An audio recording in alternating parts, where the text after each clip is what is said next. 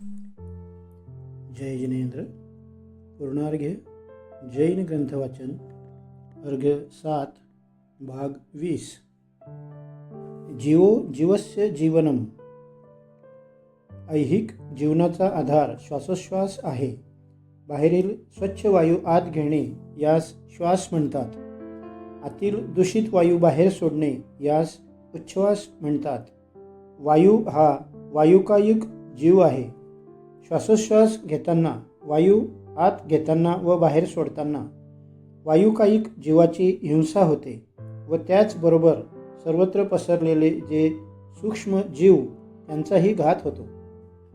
लोकाकाशामध्ये सर्वत्र हे सूक्ष्म जीव पसरले असतात। आपण थोडे हलनचलन केले की त्या सूक्ष्म जीवाचा घात होतो।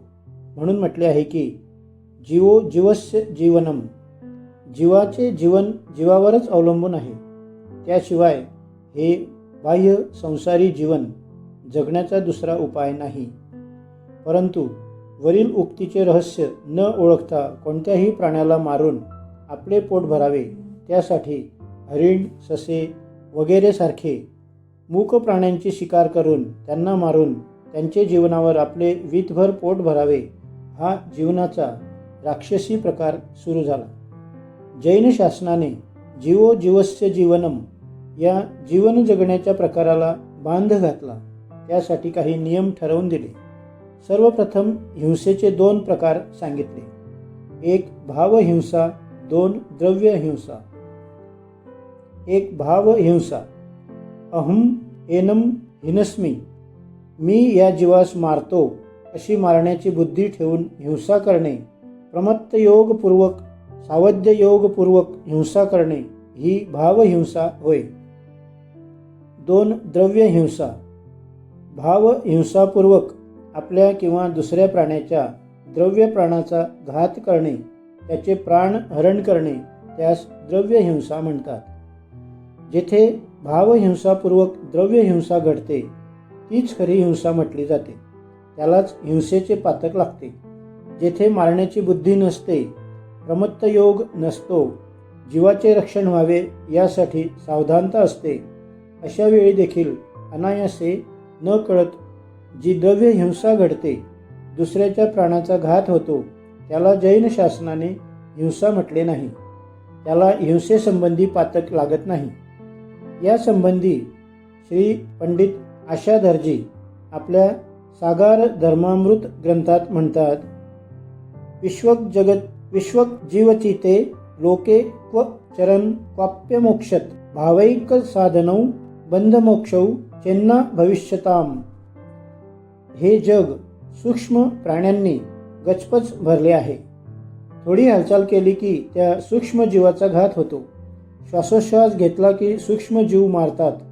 अशा वेळी जर केवळ या द्रव्य प्राणाच्या घातालाच हिंसा म्हटले असते तर या जीवाला कदापि मुक्तिप्राप्ती झाली नसती। म्हणून जैन शासनाने बंध किंवा मोक्ष हा केवळ द्रव्य प्राण्याच्या घातावर आधारित न मानता जीवाच्या परिणामावर नियमित करून हिंसेला मर्यादित केले आहे। हिंसेचे परिणाम ठेवणे किंवा प्रत्यक्ष हिंसा करणे ही तर हिंसा आहेच, परंतु हिंसा करणे चांगले नाही ही भावना ठेवून मी हिंसा करणार नाही असा जोपर्यंत हिंसा न करण्याबद्दल नियम घेतला जात नाही तोपर्यंत तो प्रत्यक्ष हिंसा करीत नसताना देखील त्याला हिंसा करण्याचे पातक लागते। म्हणून हिंसा न करण्याचा निश्चयपूर्वक नियम करणे ही खरी अहिंसा म्हटली जाते। हिंसारूप परिणमन जशी हिंसा म्हटली जाते तसेच हिंसेपासून अविरमण, असंयम, अविरती याला देखील हिंसा म्हटली आहे। जेथे प्रमत्तयोग आहे तेथे नियमाने आपल्या चैतन्य प्राणाचा घात अवश्य आहे। जैन शासनाने हिंसा न करण्यासंबंधी वीरमणरूप नियम 2 प्रकारचा सांगितला आहे। 1 सकल देश वीरमण अर्थात महाव्रत। 2 एक देश वीरमण अर्थात अणुव्रत। सकल देश वीरमण हिंसा, असत्य, चोरी, अब्रह्म्य अर्थात कुशील सेवन, परिग्रह या पंचपापांचा पूर्णपणे त्याग करणे ते सकल देश वीरमण होय. सर्व आरंभ, व्यापार व परिग्रह यांचा त्याग करणारा मुनीच हा सकल देश वीरती रूप महाव्रत धारण करू शकतो. आत्मज्ञान व आत्मध्यान रूपाने जीवन जगणे हेच जीवाचे खरे जीवन आहे. एक देश विरमण. हिंसादी पंचपापांचा एक देश अंशतः विरमण त्याग, अंशतः अविरमण अर्थात अंशतः हिंसारूप परिणमन ते एक देश विरमण होय. हे श्रावकाचे गृहस्थी जीवन, व्यवहार जीवन होय. यालाच अणुव्रत किंवा वीरताविरत असे दुसरे नाव आहे. या गृहस्थ जीवनामध्ये ज्ञानी श्रावक स्थूलपणे हिंसादी पापांचा त्याग करतो. द्विंद्रियादी त्रसजीवांचा घात करीत नाही. त्रसजीवांच्या शरीरामध्ये रक्त, मांस आदी सप्तधातू असतात, म्हणून त्यांना मारून त्यांचे भक्षण करणे हे मांस भक्षण म्हटले जाते. मद्य, मांस, मधु व पंच उदुंबर फळे म्हणजे वड, पिंपळ, पाकर, उंबर, कटुंबर यांचे सेवन केल्याने त्रसजीवांचा घात होतो. म्हणून देशव्रती श्रावक या पदार्थांचा आजन्म त्याग करतो. परंतु गृह व्यापार संबंधी आरंभ क्रिया करताना एकेंद्रिय स्थावर जीवांची हिंसा तो टाळू शकत नाही. शेती करणे, जमीन नांगरणे, पाणी सांडणे, अग्नी पेटविणे, वनस्पतीपासून धान्य, बीज, फळे, भाजीपाला तोडून सेवन करणे या सर्व क्रिया त्याला नाईलाज म्हणून, गत्यंतर नाही म्हणून कराव्या लागतात. तथापि त्यामध्ये देखील तो अत्यंत सावधानता ठेवतो. प्रयोजनवश आवश्यक असेल तेवढाच आरंभ करतो. व्यर्थ अनर्थ दंड करीत नाही.